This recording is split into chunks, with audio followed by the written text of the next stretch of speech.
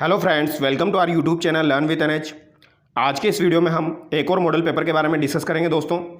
अगर आपने पहले वाले वीडियो नहीं देखे हैं तो उनको भी आप देख लीजिए। पहले भी हम मॉडल पेपर डिस्कस कर चुके हैं। यह आपका सेट एग्जाम के लिए एकदम बेस्ट रिवीजन रहेगा दोस्तों, ठीक है। क्योंकि यहाँ पर हम राजस्थान जी के, Indian geography, Indian polity, computer के क्वेश्चन, साइंस के क्वेश्चन और साथ ही साथ हिंदी के क्वेश्चन भी हम डिस्कस करेंगे, ठीक है। आज के इस वीडियो में हम हिंदी के सवाल भी डिस्कस करने वाले हैं दोस्तों, ठीक है। तो ये वीडियो आप लोगों के लिए बहुत ही ज़्यादा यूज़फुल होने वाला है। जब आप इस वीडियो को देख रहे हो दोस्तों, तो जब आप स्टार्ट करोगे इस वीडियो को और जब इस वीडियो को आप ख़त्म करोगे तो आपको खुद को एहसास हो जाएगा कितना ज़बरदस्त मॉडल पेपर है और कितना शानदार तरीके से कितनी सारी चीज़ें यहाँ पर मेरे को याद हो चुकी है, ठीक है। तो चलिए दोस्तों शुरू करते हैं। सबसे पहले हम देखते हैं आज का शानदार सवाल। पहला सवाल है, जैसलमेर की स्थापना हुई थी। जैसलमेर की स्थापना कब हुई थी दोस्तों? 10वीं शताब्दी में, 11वीं शताब्दी में, 13वीं शताब्दी में, 12वीं शताब्दी में। तो दोस्तों जैसलमेर की स्थापना 1155-56 के आसपास हुई थी। 1155-56 ईस्वी में हुई थी, ठीक है। इसे आप क्या कहेंगे? 11वीं शताब्दी कहेंगे या फिर 12वीं शताब्दी कहेंगे? तो इसे हम 12वीं शताब्दी कहेंगे। So option C is the right answer. किस सूफी संत को सुल्तान ए तारिकीन की उपाधि प्राप्त थी? ख्वाजा मोइनुद्दीन चिश्ती, शेख हमीदुद्दीन नागौरी, काजी हमीदुद्दीन नागौरी, शेख बुरहान चिश्ती। तो दोस्तों सुल्तान ए तारिकीन की उपाधि शेख हमीदुद्दीन नागौरी को दी जाती है। सो ऑप्शन बी आपका करेक्ट हो जाएगा, ठीक है। जहां पर भी आपको पीछे नागौरी दिख जाए दोस्तों, तो ये किससे संबंधित होते हैं? ये चिश्ती सिलसिले से संबंधित होते हैं, ये आपको ध्यान रखना है। और जहां पर भी आपको काजी दिख जाए दोस्तों, तो ये किससे संबंधित होते हैं? तो ये सूहरावर्दी से संबंधित होते हैं, ये भी आपको ध्यान रखना है, ठीक है। ये भी एग्जाम में पूछ लिया जाता है। आगे देखते हैं दोस्तों। अगला सवाल है, भील जनजाति में पेय पदार्थ हेतु किस वृक्ष पौधा का अधिक उपयोग किया जाता है? आम, अंगूर, खेजड़ी, महुआ। तो दोस्तों भील जनजाति में पेय पदार्थ के लिए महुआ का प्रयोग किया जाता है। ऑप्शन सी यहाँ पर आपका बिल्कुल करेक्ट हो जाएगा, ठीक है। आगे देखिए, निम्न में से किसे मारवाड़ में सर्वप्रथम ऊँट लाने का श्रेय दिया जाता है? गोगा जी, तेजा जी, बाबू जी, देवनारायण जी। तो दोस्तों ऊँट लाने का श्रेय राजस्थान के अंदर या मारवाड़ के अंदर किसे दिया जाता है दोस्तों? तो ये फाबू जी को दिया जाता है, ये आपको ध्यान रखना है, ठीक है। फाबू जी का जन्म कहाँ पर हुआ था दोस्तों? तो कोलूमंड जोधपुर में हुआ था, ये आपको ध्यान रखना है। कहाँ पर हुआ था? कोलूमंड जोधपुर में। इनकी फड़ का वाचन रावण हत्ता वाद्य यंत्र के साथ किया जाता है, ये भी आपको ध्यान रखना है।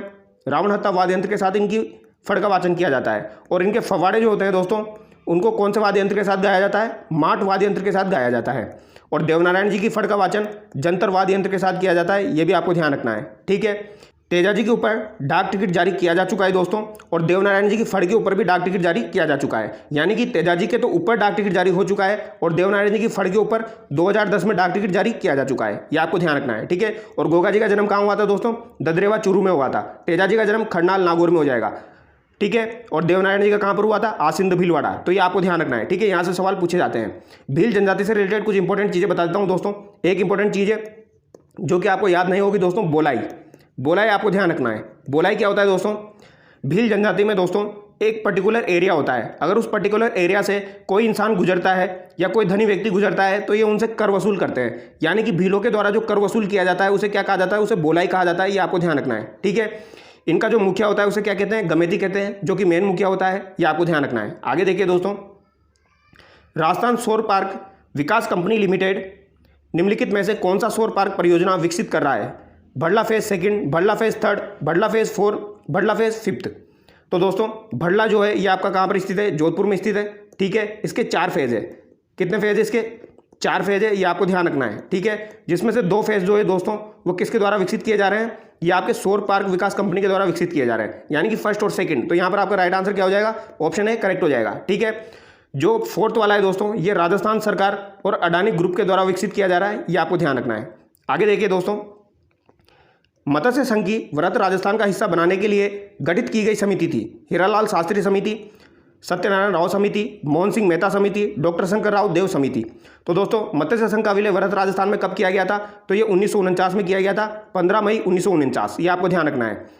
किस समिति की सिफारिश पर किया गया था दोस्तों? तो शंकरराव देव समिति की सिफारिश पर किया गया था, यह आपको ध्यान रखना है, ठीक है। यानी कि 5th चरण की यहाँ पर बात की जा रही है, यह आपको ध्यान रखना है। कौन से चरण की? 5वें चरण की।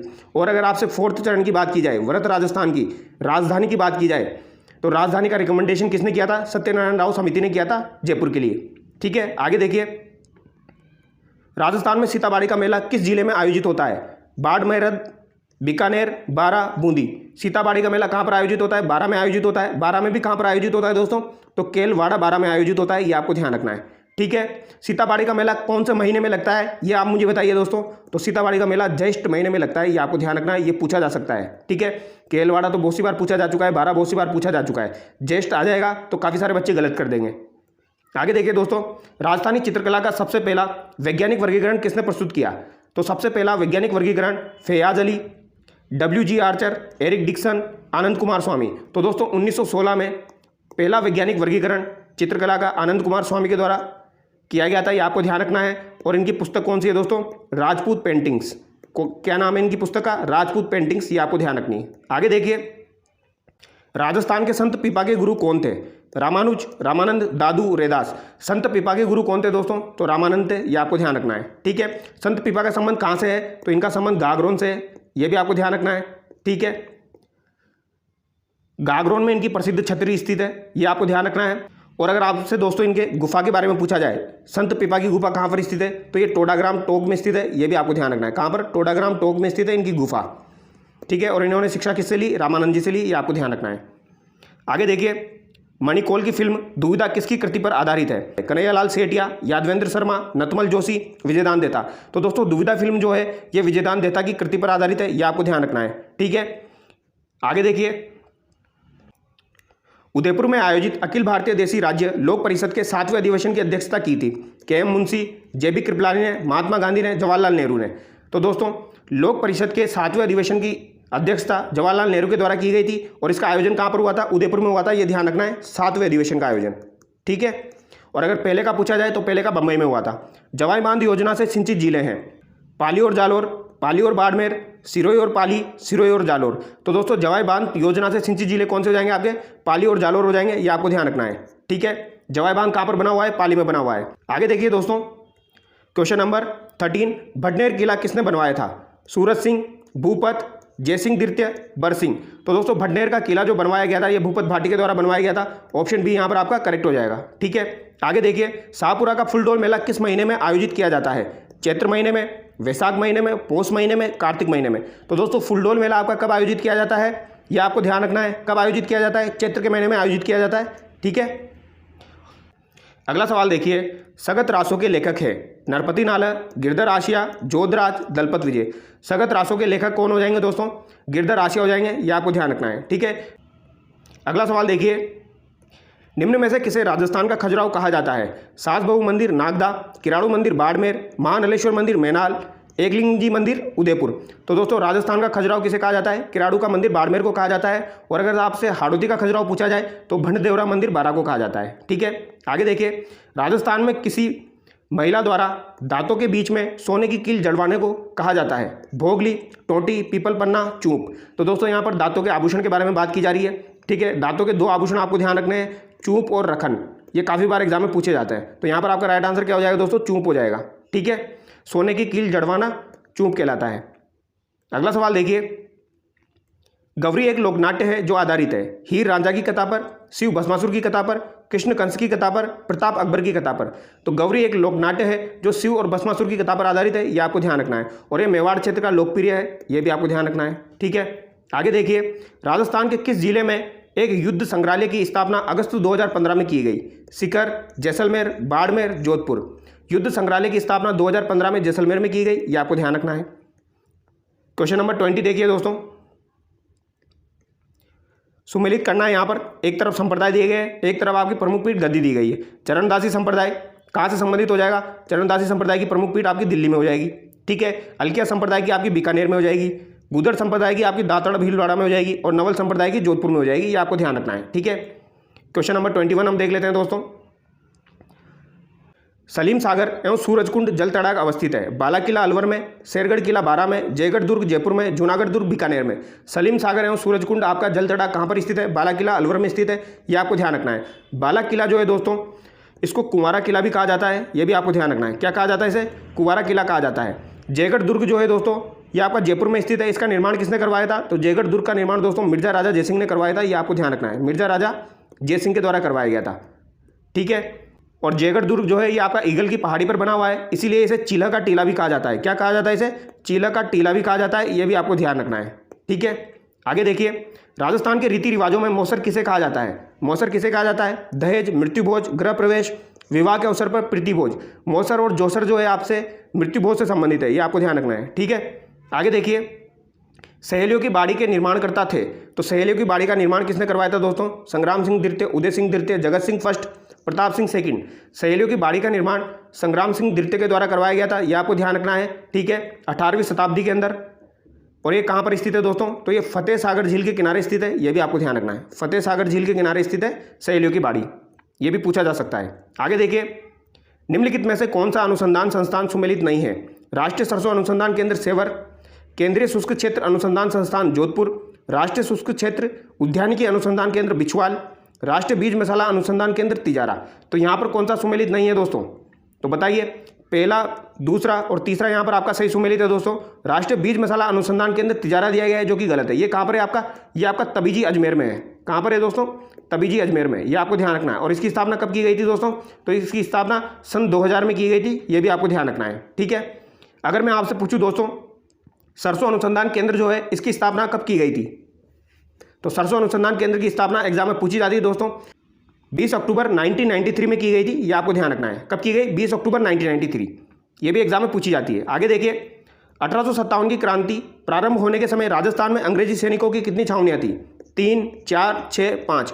तो दोस्तों 1857 की क्रांति के समय 6 सैनिक छावनियाँ थी, ये आपको ध्यान रखना है। ठीक है, कौन कौन सी थी? एक तो आपकी नसीराबाद हो जाएगी, एक आपकी खेरवाड़ा हो जाएगी, एक आपकी देवली हो जाएगी, एक एरनपुरा हो जाएगी, एक ब्यावर हो जाएगी। ठीक है, और एक आपकी कौन सी हो जाएगी दोस्तों? एक आपकी नीमच हो जाएगी। ठीक है, तो यहाँ पर जो खेरवाड़ा थी दोस्तों और जो ब्यावर थी, इसने क्रांति में भाग नहीं लिया था। 2 सैनिक छावनियों ने क्रांति में भाग नहीं लिया था, ये आपको ध्यान रखना है। आगे देखिए, 1907 ईस्वी में स्थापित जैन वर्धमान विद्यालय के संस्थापक थे हीरालाल शास्त्री, राधाकृष्ण बोरा, माणिक्यलाल वर्मा, अर्जुनलाल शेट्टी। जैन वर्धमान विद्यालय की स्थापना अर्जुनलाल शेट्टी के द्वारा की गई थी, यह आपको ध्यान रखना है। कब की गई थी? 1907 में की गई थी। ठीक है, वर्धमान विद्यालय की बात की जा रही है यहाँ पर। अगर आपसे पूछा जाए दोस्तों, जैन शिक्षा प्रचारक समिति, क्या पूछा जाए? जैन शिक्षा प्रचारक समिति, तो इसकी स्थापना कब की गई? तो इसकी स्थापना 1905 में किसके द्वारा की गई थी? अर्जुनलाल शेट्टी के द्वारा की गई थी। अर्जुनलाल शेट्टी के द्वारा कुछ किताबें भी लिखी गई है, शूद्र मुक्ति और स्त्री मुक्ति। ये किसके द्वारा लिखी गई है? ये अर्जुनलाल शेट्टी के द्वारा लिखी गई है, जो कि एग्जाम में पूछी जाती है। नेक्स्ट क्वेश्चन देखिए दोस्तों, वीर भारत सभा की स्थापना की थी अर्जुनलाल शेट्टी, विजय सिंह पथिक, केसरी सिंह बारट, सागरमल गोपा। वीर भारत सभा की स्थापना दोस्तों केसरी सिंह बारट के द्वारा 1910 में की गई थी, यह आपको ध्यान रखना है। और विजय सिंह पथिक के द्वारा किसकी स्थापना की गई थी? वीर भारत समाज। किसकी स्थापना की गई थी दोस्तों? वीर भारत समाज, ये आपको ध्यान रखना है। ठीक है, आगे देखिए, राजस्थान की निम्न पर्वत चोटियों को ऊंचाई के बढ़ते क्रम में व्यवस्थित कीजिए। गुरु शिखर, अचलगढ़, कुंभलगढ़, तारागढ़। ऊंचाई के बढ़ते क्रम में, यानी कि आरोही क्रम पूछा है दोस्तों। ठीक है, आरोही क्रम पूछा है, यानी सबसे पहले आपकी गुरु शिखर आ जाएगी। ठीक है, उसके बाद आपकी कौन सी आ जाएगी? अचलगढ़ आ जाएगी। उसके बाद आपकी कुंभलगढ़ आ जाएगी, फिर उसके बाद तारागढ़ आ जाएगी। ठीक है, अचलगढ़ की ऊंचाई कितनी है दोस्तों? तो 1380 मीटर है, ये आपको ध्यान रखना है। गुरु शिखर की 1722 मीटर है, ये भी आपको ध्यान रखना है। आगे देखिए, क्वेश्चन नंबर 29। राजस्थान के स्वतंत्रता आंदोलन के दौरान गिरफ्तार एवं निर्वासित होने वाली राजस्थान की पहली महिला थी श्रीमती रतन शास्त्री, अंजना देवी चौधरी, नागेंद्र बाला, रमा पांडे। तो दोस्तों गिरफ्तार होने एवं निर्वासित होने वाली पहली महिला कौन थी राजस्थान में? अंजना देवी चौधरी थी, ये आपको ध्यान रखना है। ठीक है, अगला सवाल देखिए, राजस्थान में कौन सी जगह पटवारी ट्रेनिंग स्कूल नहीं है? कौन सी जगह पटवारी ट्रेनिंग स्कूल नहीं है? टोंक, कोटा, चित्तौड़, अलवर। तो दोस्तों चित्तौड़ के अंदर पटवारी ट्रेनिंग स्कूल नहीं है, ये आपको ध्यान रखना है। राजस्थान में टोटल 6 पटवारी ट्रेनिंग स्कूल है, ये आपको ध्यान रखना है। ठीक है, एक तो आपका टोंक हो जाएगा, एक आपका कोटा हो जाएगा, एक आपका अलवर हो जाएगा, एक आपका दोस्तों गंगानगर हो जाएगा, ये आपको ध्यान रखना है। ठीक है, कौन सा हो जाएगा? गंगानगर हो जाएगा। एक आपका उदयपुर हो जाएगा। ठीक है, और एक आपका कौन सा हो जाएगा? जोधपुर हो जाएगा, ये आपको ध्यान रखना है। ये आपके 6 जगह ट्रेनिंग स्कूल है, ये आपको ध्यान रखना है। आगे देखिए, यहाँ पर सुमेलित करना है दोस्तों, Maharana Pratap armed battalion, Sardar Patel police विश्वविद्यालय, पहला महिला कर्मचारी पुलिस थाना, मेवाड़ भील कोर। तो मेवाड़ भील कोर दोस्तों आपकी उदयपुर में हो जाएगी, जिसकी स्थापना कब की गई थी? 1841 में की गई थी। ठीक है, पहला महिला कर्मचारी पुलिस थाना आपका जयपुर में हो जाएगा, सरदार पटेल पुलिस विश्वविद्यालय जोधपुर में हो जाएगा, ये आपको ध्यान रखना है। और महाराणा प्रताप आर्म्ड बटालियन कहाँ पर हो जाएगी? प्रतापगढ़ में हो जाएगी। ठीक है, नेक्स्ट क्वेश्चन देखिए, राजस्थान में शासन सचिवालय की स्थापना कब हुई थी? तो दोस्तों शासन सचिवालय की स्थापना अप्रैल 1949, अप्रैल 1950, नवंबर 1950, नवंबर 1949। शासन सचिवालय इंपोर्टेंट क्वेश्चन है दोस्तों, अप्रैल 1949 में इसकी स्थापना हुई थी, ये आपको ध्यान रखना है। ठीक है, आगे देखिए, राजस्थान में अंतिम राष्ट्रपति शासन की अवधि क्या थी?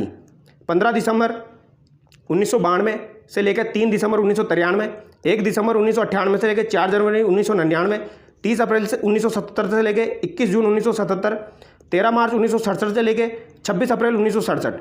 तो दोस्तों यहाँ पर मैं आपको बता दूँ, एक तो आपका राष्ट्रपति काल 1967 में लगा, दूसरा 1977 में लगा, तीसरा आपका 1980 में लगा और चौथा आपका 1992 में लगा। टोटल 4 बार राष्ट्रपति शासन लगा है, ये आपको ध्यान रखना है। ठीक है, यहाँ पर चौथे की बात की जा रही है, तो यहाँ पर आपका राइट आंसर ऑप्शन ए हो जाएगा। ठीक है, पहला वाला कौन सा हो जाएगा आपका, 13 मार्च 1967 से लेके 26 अप्रैल 1967, ये भी डेट के साथ आपको ध्यान रखना है। ठीक है, 13 मार्च से लेके 26 अप्रैल। आगे देखिए, किस वर्ष में राजस्थान राज्य महिला आयोग की स्थापना हुई?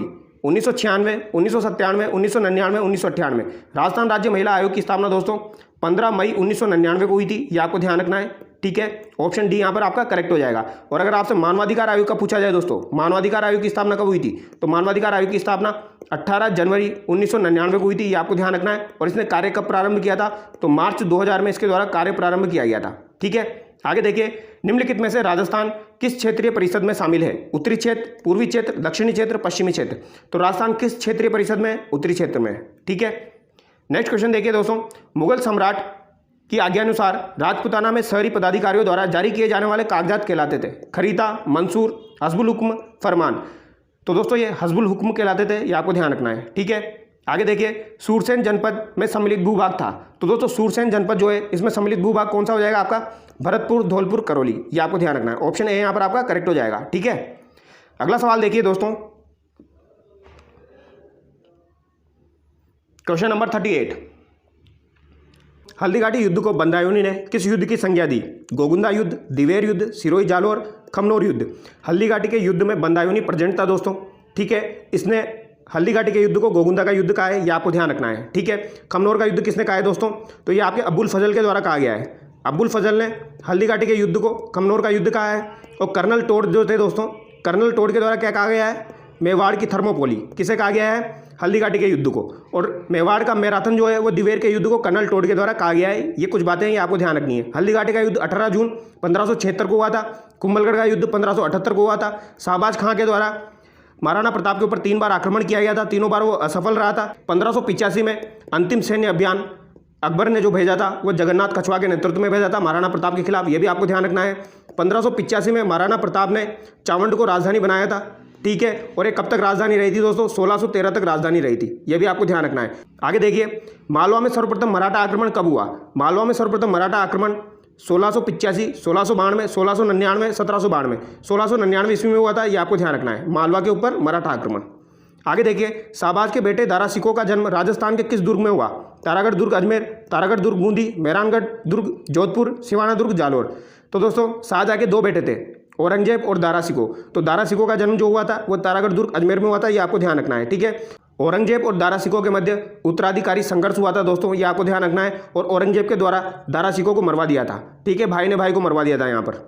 आगे देखिए, कौन सा कूट सुमेलित नहीं है? एक तरफ मस्जिद दरगाह है, दूसरी तरफ स्थान है। इकमीनार मस्जिद जोधपुर बिल्कुल सही है दोस्तों। इकमीनार मस्जिद आपकी जोधपुर में इंपॉर्टेंट है, ध्यान रखना है। ऊषा मस्जिद आपकी बयाना में, ये भी सही सुमेलित है। पीर दुल्ले शाह की दरगाह जालोर दिया गया है, ये गलत है दोस्तों। ये कहाँ पर हो जाएगी आपकी? ये आपकी पाली में हो जाएगी। ठीक है, नलियासर मस्जिद सांबर, ये भी सही दिया गया है दोस्तों। ठीक है, नलियासर मस्जिद आपकी कहाँ पर है? सांबर में है।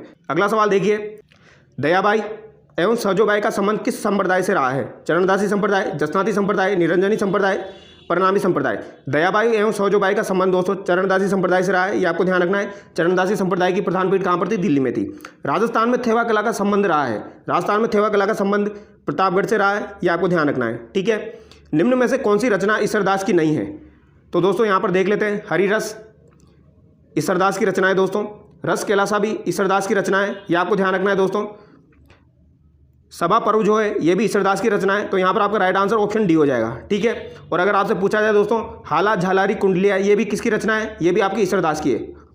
ठीक है, हाला झालारी कुंडलिया काफ़ी बार एग्जाम में पूछी जाती है, ईश्वरदास की रचना है। नेवर आभूषण पहना जाता है दांतों में, हाथों में, पाँवों में, गले में। तो दोस्तों नेवर आभूषण पाँवों में पहना जाता है। ठीक है, अगला सवाल देखिए, गोबरहारी डागुरी खंडारी का संबंध किससे है? तो दोस्तों गोबरहारी डागुरी खंडारी का संबंध किससे हो जाएगा? ध्रुपद गायकी, चित्रकला स्कूल, नील उद्योग, हस्तकला केंद्र। इसका संबंध जो है ये आपका ध्रुपद गायकी से, ये आपको ध्यान रखना है। ठीक है, अगला सवाल देखिए दोस्तों, आधुनिक राजस्थान का निर्माणकर्ता किसे कहा जाता है? जयनारायण व्यास, विजय सिंह पथिक, भोगीलाल पांड्या, मोहनलाल सुखाड़िया। आधुनिक राजस्थान का निर्माणकर्ता दोस्तों मोहनलाल सुखाड़िया को कहा जाता है। ऑप्शन सी यहाँ पर आपका बिल्कुल करेक्ट हो जाएगा। ठीक है, ये आपके दोस्तों 17 साल तक मंत्री रहे थे राजस्थान के, ये आपको ध्यान रखना है। मुख्यमंत्री रहे थे 17 साल तक। आगे देखिए, राजस्थान के लौह पुरुष कौन माने जाते हैं? राजस्थान के लौह पुरुष आप सब लोगों को पता होगा दोस्तों, दामोदर लाल व्यास माने जाते हैं, ये आपको ध्यान रखना है। ठीक है, मीणा क्षेत्रीय सभा की स्थापना कब की गई? 1933 ईस्वी, 1923 ईस्वी, 1913 ईस्वी, 1943 ईस्वी। तो दोस्तों मीणा क्षेत्रीय सभा की स्थापना जो है ये आपकी 1933 में की गई थी। किस लिए की गई थी दोस्तों? 1930 में इनके ऊपर पैसा कानून लगा दिया था। कौन सा कानून लगा दिया था? पैसा कानून, जहाँ पर इनको हाजिरी लगवानी पड़ती थी मीणा जाति के लोगों को। ठीक है, इसके विरोध में 1933 में मीणा क्षेत्रीय सभा की स्थापना की गई। ऑप्शन ए यहाँ पर आपका करेक्ट हो जाएगा। और एक और डेट आपको ध्यान रखनी है, एक तो आपको 1933 और एक आपको 1944। 1944 में मीणा सुधार समिति की स्थापना की गई थी। ठीक है, किसके नेतृत्व में की गई थी? तो मुनि मगन सागर के नेतृत्व में की गई थी, ये आपको ध्यान रखना है। और यहाँ पर अध्यक्ष बंशीधर शर्मा को बनाया गया था। अगला सवाल देखिए दोस्तों, क्वेश्चन नंबर 50। आजाद मोर्चा की स्थापना किसने की? विजय सिंह पथिक, दीनदयाल, बाबा हरिश्चंद्र, मुंशी दीनानाथ। आजाद मोर्चा की स्थापना सन 1942 में दोस्तों बाबा हरिश्चंद्र के द्वारा की गई थी, ये आपको ध्यान रखना है। आजाद मोर्चा की स्थापना क्यों करनी पड़ी? तो ये मैं आपको बता देता हूं दोस्तों। आपको पता होगा दोस्तों, जेंटलमैन एग्रीमेंट हुआ था दोस्तों। ठीक है, ये किस किस के मध्य हुआ था? जेंटलमैन एग्रीमेंट जो है ये आपका हीरालाल शास्त्री, किस किस के मध्य हुआ था? हीरालाल शास्त्री और आपका कौन हो जाएगा? मिर्जा इस्माइल, जो कि जयपुर के प्रधानमंत्री थे, मिर्जा इस्माइल। ठीक है, इन्होंने क्या किया? समझौता किया, जेंटलमैन एग्रीमेंट 1942 में, ये आपको ध्यान रखना है।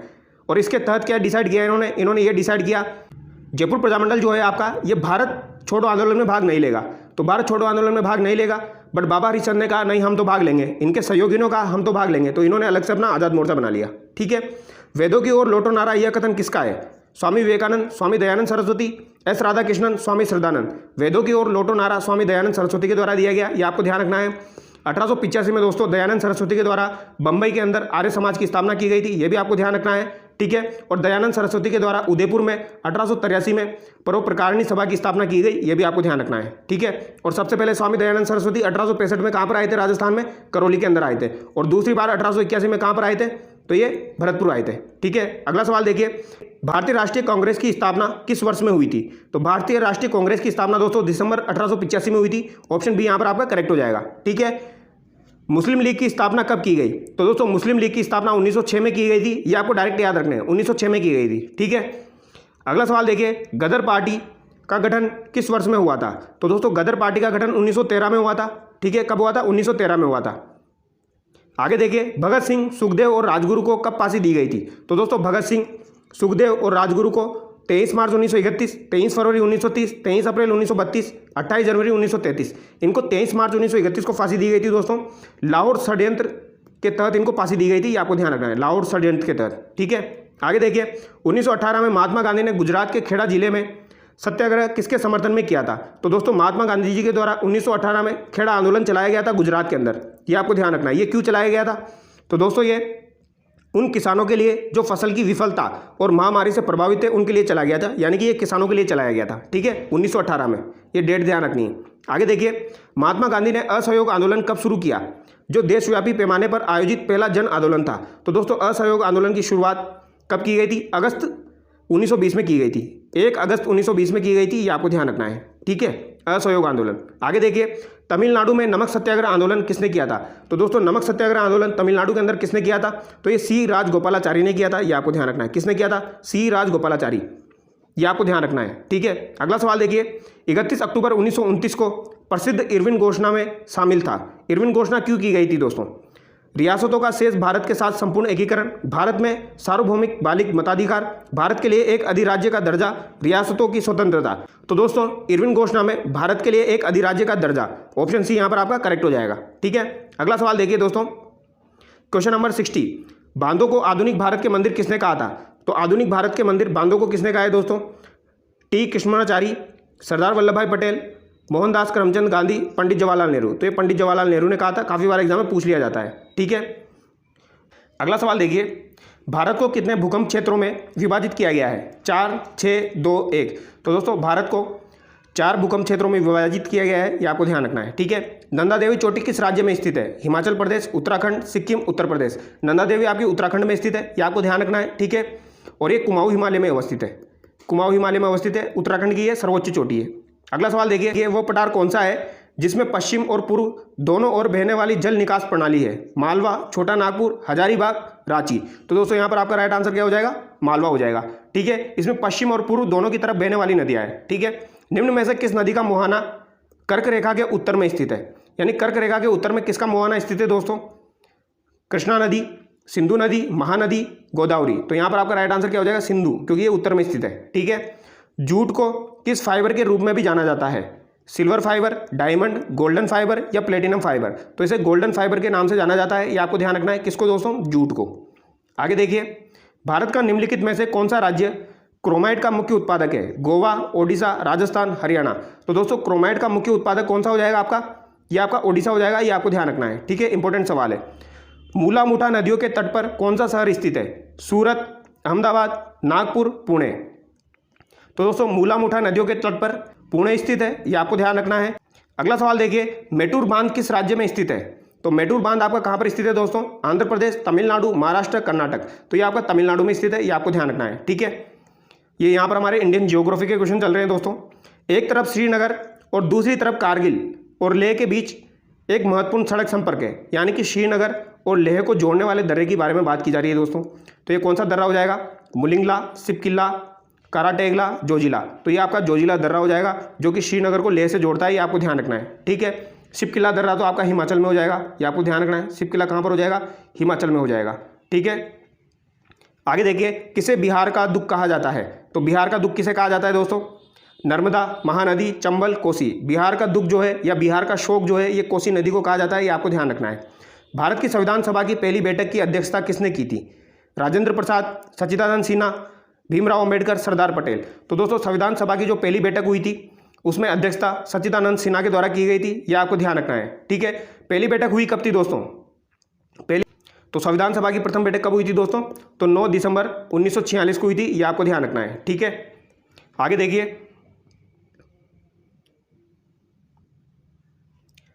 क्वेश्चन नंबर 72, कौन सा आर्टिकल किसी व्यक्ति को गिरफ्तारी और हिरासत से सुरक्षा प्रदान करता है? अनुच्छेद 22, अनुच्छेद 19, अनुच्छेद 18, अनुच्छेद 32। तो गिरफ्तारी और हिरासत से सुरक्षा प्रदान करता है अनुच्छेद 22, ये आपको ध्यान रखना है। ठीक है। अनुच्छेद 19 के बारे में पूछा जाए दोस्तों तो इसमें वाक और अभिव्यक्ति की स्वतंत्रता के बारे में दिया गया है। अनुच्छेद 18 में उपाधियों के अंत के बारे में दिया गया है, ये भी आपको ध्यान रखना है। और अनुच्छेद 32 जो है ये संवैधानिक उपचारों का अधिकार है, संवैधानिक उपचारों का अधिकार अनुच्छेद 32 है, ये भी एलडीसी के एग्जाम में पूछा गया था। ठीक है। और अनुच्छेद 17 आपसे पूछा जाए तो वो किससे संबंधित है? वो अस्पृश्यता के अंत से संबंधित है, ये आपको ध्यान रखना है। अस्पृश्यता से संबंधित है। भारतीय संविधान ने भारत को निम्नलिखित में से को छोड़कर बाकी सभी होना घोषित किया है? साम्यवादी, प्रजातांत्रिक गणराज्य, धर्मनिरपेक्ष, समाजवादी। तो दोस्तों यहाँ पर प्रजातांत्रिक गणराज्य, धर्मनिरपेक्ष और समाजवादी होना सुनिश्चित किया है, साम्यवादी नहीं किया है। ऑप्शन ए यहाँ पर आपका करेक्ट हो जाएगा। अगला सवाल देखिए, भारत के संविधान के किस अनुच्छेद में उल्लेखित है कि किसी भी नागरिक के साथ उसके धर्म, वंश, जाति, लिंग, जन्म स्थान के आधार पर भेदभाव नहीं किया जा सकता? अनुच्छेद 39, अनुच्छेद 23, अनुच्छेद 45, अनुच्छेद 15। तो दोस्तों ये अनुच्छेद 15 के आधार पर निश्चित है, ये आपको ध्यान रखना है। इसे कैसे याद रखोगे दोस्तों आप? इसे याद रखिए आप, धम्मू जालीज, धम्मू जालीज। ध से तो आपका क्या हो जाएगा? धर्म हो जाएगा। मू से आपका मूल वंश हो जाएगा। जा से आपकी जाति हो जाएगी। लिंग से आपका लिंग हो जाएगा। और ज से आपका क्या हो जाएगा? जन्मस्थान हो जाएगा। तो ये धम्मू जालीज जो है ये अनुच्छेद 15 में दिए गए हैं। ठीक है। आगे देखिए, भारत के संविधान के अनुसार किसी न्यायाधीश को एक उच्च न्यायालय से दूसरे उच्च न्यायालय में स्थानांतरित करने हेतु किसे अधिकृत किया गया है? तो दोस्तों जो न्यायाधीश है उसे एक न्यायालय से दूसरे न्यायालय में भेजना ये कौन कर सकता है? तो ये भारत का राष्ट्रपति कर सकता है। ठीक है। ये आपको ध्यान रखना है। ऑप्शन सी यहाँ पर आपका करेक्ट हो जाएगा। अगला सवाल देखिए, भारत के प्रधानमंत्री के सेवानिवृत्त होने की उम्र है 60 वर्ष, 70 वर्ष, 80 वर्ष, कोई सीमा नहीं है। तो भारत का प्रधानमंत्री जो है इसकी नियुक्ति अनुच्छेद 75 के तहत की जाती है, ये आपको ध्यान रखना है। और यहाँ पर इनके उम्र की कोई सीमा नहीं होती है। ठीक है। हरियाणा की संसदीय सीटों की संख्या कितनी है? हरियाणा की संसदीय सीटों की संख्या 10 है दोस्तों। ठीक है। अगला सवाल देखिए, भारत के संविधान का कौन सा अनुच्छेद सर्वोच्च न्यायालय के न्यायाधीश को हटाने की प्रक्रिया का निर्धारण करता है? अनुच्छेद 368, अनुच्छेद 124, अनुच्छेद 139, अनुच्छेद 104। तो यहाँ पर आपका राइट आंसर हो जाएगा अनुच्छेद 124, अनुच्छेद 124 4 के तहत। ठीक है। निम्नलिखित में से कौन सा संवैधानिक निकाय नहीं है, यानी कि जिसका संविधान में उल्लेख नहीं है। संवैधानिक मतलब जिसका संविधान में उल्लेख है, यानी कि यहाँ पर नहीं पूछा गया है तो जिसका संविधान में उल्लेख नहीं है। संघ लोक सेवा आयोग, इसका उल्लेख तो है, चुनाव आयोग का भी है, वित्त आयोग का भी है, राष्ट्रीय मानवाधिकार आयोग का उल्लेख नहीं है दोस्तों। ऑप्शन डी यहाँ पर आपका करेक्ट हो जाएगा। ठीक है, अगला देखिए, भारत सरकार का कौन सा अधिकारी सदस्य न होते हुए भी भारतीय संसद की कार्यवाही में भाग लेने का अधिकार रखता है। उपराष्ट्रपति, भारत का अटॉर्नी जनरल, नियंत्रक एवं महालेखा परीक्षक, चुनाव आयुक्त। तो दोस्तों यहाँ पर आपका राइट आंसर हो जाएगा भारत का अटॉर्नी जनरल। ठीक है, ये भारतीय संसद की कार्यवाही में भाग ले सकता है अगर सदस्य ना हो तो भी। ठीक है, आगे देखिए क्वेश्चन नंबर 81।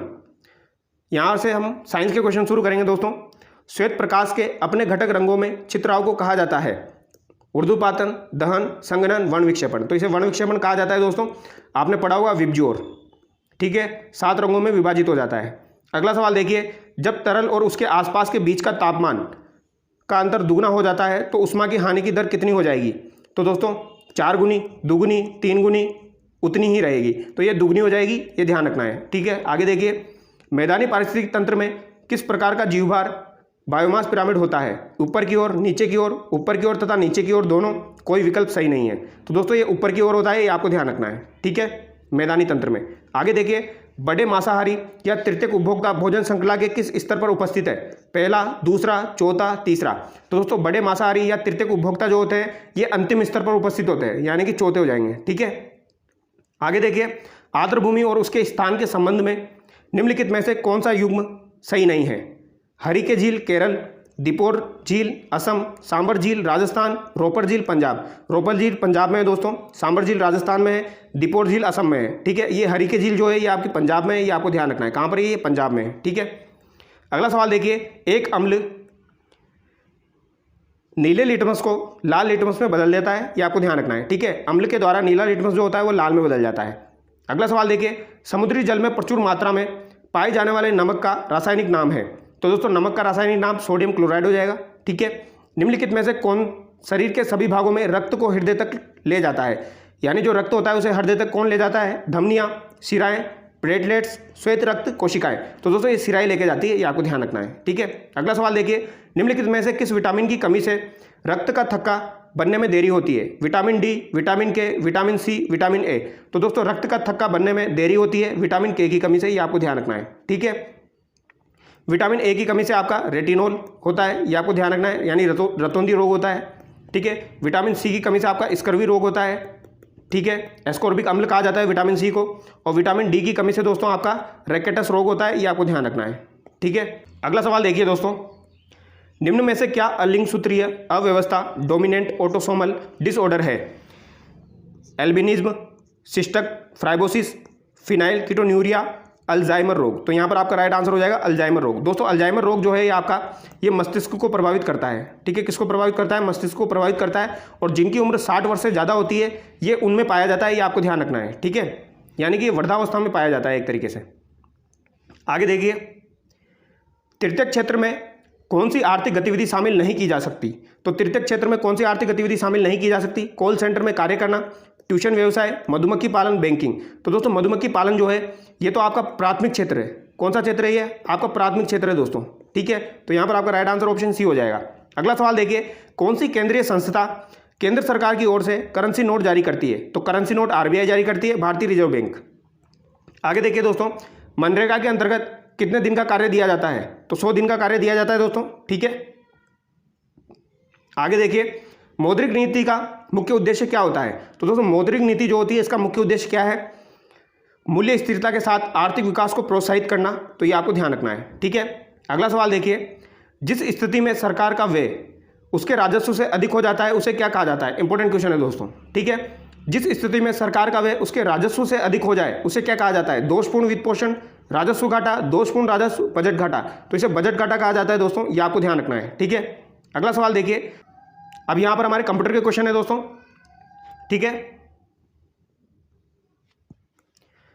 जो प्रोग्राम एक सिस्टम के फंक्शन को दूसरे सिस्टम पर नकल करेगा उन्हें क्या कहते हैं? Emulator, simulator, evaluator, PCB. तो दोस्तों इसे एम्यूलेटर कहा जाता है, ये आपको ध्यान रखना है। इवेल्युएटर जो होता है दोस्तों ये तो क्षमता को इवेल्युएट करता है। ठीक है, और सिम्युलेटर जो होता है दोस्तों ये गेम्स में यूज में लिया जाता है, ये आपको ध्यान रखना है। ठीक है, अगला देखिए, निम्नलिखित में से क्या कंप्यूटर का एक इनपुट डिवाइस है? इनपुट डिवाइस कौन सा है दोस्तों? Monitor, speaker, printer, scanner. तो स्कैनर एक इनपुट डिवाइस है, ये ध्यान रखना है। द्वितीय संग्रहण उपकरण केवल डाटा संग्रहित कर सकते हैं, परंतु वह क्या नहीं कर सकते? अंकगणितीय परिचालन, तार्किक परिचालन, फेज परिचालन। सभी विकल्प सही है, तो यहाँ पर सभी विकल्प सही है दोस्तों, ठीक है। अगला सवाल देखिए, निम्नलिखित में से कौन सा एक ऑपरेटिंग सिस्टम नहीं है? यहाँ पर कौन सा एक ऑपरेटिंग सिस्टम नहीं है? Google Chrome, Linux, MS DOS, Microsoft Windows. तो दोस्तों गूगल क्रोम जो है ये आपका एक वेब ब्राउजर है, ऑप्शन ए यहाँ पर करेक्ट हो जाएगा, ठीक है। एक यूनिट के रूप में सहेजी गई जानकारी का संग्रह कहलाता है।